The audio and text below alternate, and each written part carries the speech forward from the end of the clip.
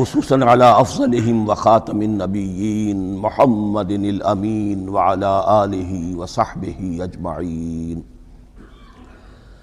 اما بعد فاعوذ باللہ من الشیطان الرجیم بسم اللہ الرحمن الرحیم۔ اب یہاں سے شروع ہو رہا ہے غزوہ بدر کا۔ کما اخرجک ربک من بیتک بالحق، جیسے کہ نکالا آپ کو اے نبی آپ کے رب نے آپ کے گھر سے حق کے ساتھ، یعنی آپ کا یہ بدر کی طرف روانہ ہونا جو ہے یہ اللہ تعالیٰ کی ایک اسکیم کا حصہ تھا، اللہ کی اپنی ایک تدبیر ہے۔ وَإِنَّ فَرِيقًا مِّنَ الْمُؤْمِنِينَ لَكَارِهُونَ، اہل ایمان میں سے کچھ لوگ اسے پسند نہیں کر رہے تھے۔ یہ کون لوگ؟ یہ ہے وہ پہلی مشاورت جو مدینہ ہی میں ہوئی ہے۔ ان میں ظاہر بات ہے مدینہ میں منافق بھی تھے جن کا خیال یہ تھا لڑنے بھیڑنے کا، لوٹ مار کرنے کا یہ کوئی فائدہ ہے بھلا، بس ٹھیک تبلیغ کرنی چاہیے، اچھی بات کہنی چاہیے، نیک بات کہنی چاہیے، یہ کیا طریقہ ہے؟ منافقین کا ایلیمنٹ موجود تھا جو اس کو پسند ہی نہیں کرتے تھے، اس لیے کہ جنگ کا سلسلہ چل نکلا تو ہمیں بھی جانا پڑے گا، ہماری جان اور مال کے اوپر بھی آنچ آئے گی، تو نپ دی ایول ان دی بڈ، اس سے تو بہتر ہے کہ اس کو یہیں پر ختم کرو۔ اس اعتبار سے ویسے بھی کچھ انسانی فطرت ایسی ہوتی ہے، کچھ نیک سرشت لوگ بھی ہوتے ہیں کہ آخر اس سے کیا فائدہ نکلے گا، ابھی کوئی خاص جو ہے قریش کی طرف سے تو اقدام ہوا نہیں تھا، ہم آگے بڑھ کر جو ہے یہ جو بات اقدام کر رہے ہیں تو آخر اس کا فائدہ کیا ہے؟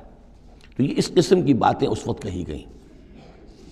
ان فریقا من المؤمنین لکارہون، اب یہ مومنین ان میں سے اہل نفاق بھی ہو سکتے ہیں اور سادہ لوگ اور نیک دل جو مسلمان ہیں وہ بھی ہو سکتے ہیں۔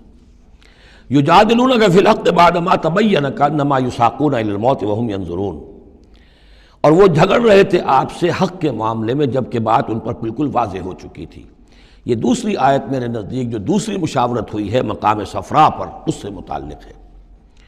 وہ یہ کہ وہاں سے جب مکے سے آپ چلے تو اس وقت تک کسی لشکر وغیرہ کی کوئی اطلاع نہ آپ کو تھی اور نہ اس کا کوئی گمان تھا ابھی، وہ تو ایسے ہی تھا جیسے پہلے 8 مرتبہ جو ہے وہ جو ایکسکرشنز جو ہوئی تھیں، جس طریقے کی مہمات بھیجی گئی تھیں، یہ اسی طرح کی ایک مہم ہے۔ لیکن یہ ہے کہ آگے چل کر جب آپ کچھ دور چل نکل کے آ گئے تھے، یہاں آ کر جو ہے آپ کو وحی بھی آ گئی اور اطلاعات بھی مل گئی کہ صورتحال وہ ہو چکی ہے کہ ایک طرف نخلا سے روتے پیٹتے لوگ پہنچ گئے وہاں، دوسری طرف یہ کہ ادھر سے ابو سفیان کا جو ہے ایلچی پہنچ گیا چیختا چلاتا ہوا، اور 1000 کا لشکر لے کر ابو جہل نکل پڑا ہے بدر کی طرف، اب وہ بدر کی طرف آ رہا ہے، ادھر سے قافلہ بدر کی طرف آ رہا ہے شمال سے۔ اس وقت اللہ تعالیٰ نے فرمایا، اور یہ مشاورت جیسا کہ میں نے کہا تھا جیسے کہ حضرت طالوت نے کی تھی، ایک آزمائش اپنی فوج کی کہ جو اس دریا میں سے پانی پیے گا سیر ہو کر پیے گا اس کا مجھ سے کوئی تعلق نہیں، اسی طرح کا آپ نے مشاورت کا معاملہ اللہ تعالیٰ کے حکم سے مسلمانوں کے سامنے رکھ دیا۔ بعدما تبین کانما یساقون الی الموت، تو لوگ ایسے محسوس کر رہے تھے جیسے انہیں دھکیلا جا رہا ہو موت کی طرف، وہم ینظرون، اور وہ دیکھ رہے ہوں۔ ظاہر بات ہے یہ کیفیت تو کٹر جو منافق تھے وہاں پر انہی کی ہو سکتی تھی۔ وَإِذْ يَعِدُكُمُ اللَّهُ إِحْدَى الطَّائِفَتَيْنِ أَنَّهَا لَكُمْ، اور جب کہ اللہ تعالیٰ وعدہ کر رہا تھا تم سے کہ ان دونوں گروہوں میں سے ایک تمہیں مل جائے گا، ایک پر تمہاری فتح گارنٹیڈ ہے۔ وَتَوَدُّونَ أَنَّ غَيْرَ ذَاتِ الشَّوْكَةِ تَكُونُ لَكُمْ، اور اے مسلمانوں تم یہ چاہتے تھے کہ ادھر جاؤ جدھر کے کانٹا لگنے کا کوئی اندیشہ نہ ہو، اس لیے کہ بمشکل 50 یا 100 آدمی تھے اس قافلے کے ساتھ، اور اونٹ تھے بے شمار، اور جو میں نے آپ کو بتایا بہت بڑی مقدار کے اندر جو ہے 50,000 دینار کا جو مال تھا ان کے پاس، تو ان کو تو آسانی سے قابو کیا جا سکتا تھا، اس میں اندیشہ کم تھا۔ پھر دلیلیں بھی عقلی آ گئی ہوں گی کہ حضور ہمارے پاس تو کچھ ہتھیار بھی نہیں ہے، کچھ نہیں ہے، ہم تیاری کر کے مدینے سے نکلے ہی نہیں ہیں، تو اچھا ہے پہلے یہ کہ ہم جا کر ان پر قبضہ کر لیں تو ان کے ہتھیار بھی ہمیں مل جائیں گے، تو پھر لشکر سے لڑنے کے لیے ہم بہتر پوزیشن میں ہوں گے۔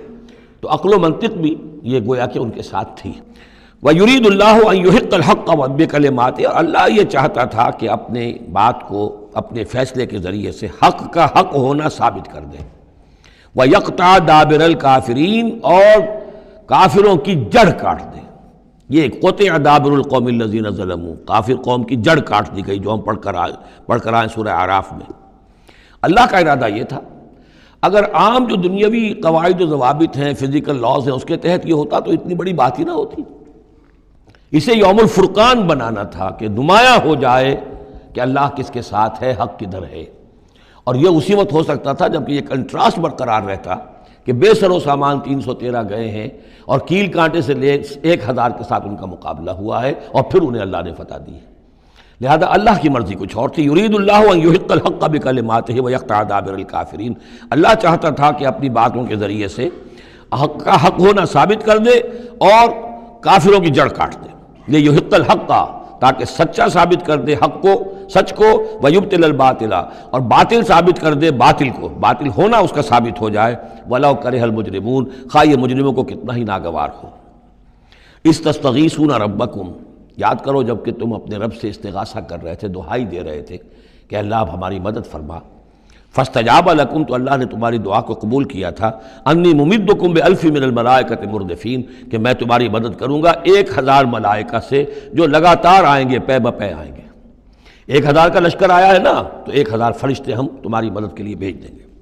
وما جعلہ اللہ الا بشرا، اور اللہ نے اس کو نہیں بنایا مگر تمہارے لیے بشارت، وَلِتَطْمَئِنَّ بِهِ قُلُوبُكُمْ، اور تاکہ تمہارے دل مطمئن ہو جائیں۔ وَمَن نَّصْرُ إِلَّا مِنْ عِندِ اللَّهِ، اور مدد تو اللہ کی طرف سے ہوتی ہے، فرشتوں کو بھیجے بغیر بھی وہ مدد کر سکتا ہے۔ کن فیکون کی شان کے ساتھ وہ جو چاہے کر دے، لیکن یہ کہ تمہارا جو اپنا ایک سوچنے کا انداز ہے بر بنائے طب بشری، تمہاری تسکین کے لیے ہم نے یہ شکل کر دی کہ 1000 دشمن آ رہا ہے تو 1000 فرشتہ تمہاری مدد کے لیے ہم بھیج دیں گے۔ ان اللہ عزیز الحکیم، یقیناً اللہ تعالیٰ سب زبردست ہے اور حکمت والا۔ اذ یغشیکم النعاس امنۃ منہ، جبکہ تم کو ڈھانپ لیا تھا ایک اونگ نے جو امن کی اور تسکین کا ذریعہ بن گیا اللہ کی طرف سے۔ یہ 2 معجزے ہوئے ہیں خاص اس وقت، معجزے اس معنی میں کہ عام حالات میں یہ چیزیں نہیں ہوتی، لیکن اس میں کوئی خرق عادت نہیں ہے۔ معجزہ اس معنی میں نہیں ہے کہ اس کو چیلنج کر کے حضور نے دکھایا ہو، اس معنی میں نہیں، بس یہ کہ غیر معمولی اللہ کی نصرت کی شکلیں ہیں۔ ایک تو یہ کہ حالانکہ معاملہ بڑا یعنی سخت تھا، لیکن رات کو جا کے پڑاؤ پر مسلمان سوئے اطمینان سے، بڑی عمدگی سے نیند آئی، دل میں وہ دغدغہ نہیں تھا، اللہ پر اطمینان تھا، اللہ کے لیے نکلے تھے۔ لہذا ان کو وہ بے چینی اور تشویش اور کل کیا ہو جائے گا، رہیں گے کہ نہیں رہیں گے، زندگی ہوگی موت، کچھ نہیں، نیند آئی انہیں، اطمینان سے سوئے۔ صبح کو اٹھے تو وہ گویا کہ چاق و چوبند تھے۔ نمبر 2 یہ ینزل علیکم من السماء ماء، اور جب کہ اتارا اس نے تم پر آسمان سے پانی، بارش ہو گئی، اس سے یہ ہوا لیطہرکم، تاکہ تمہیں پاک کرے، جنہیں غسل کی حاجت تھی غسل کر لیا۔ وَیُذْهِبَ عَنْکُمُ الرِّجْسَ الشیطان، اور دور کر دے تم سے شیطان کی نجاست کو۔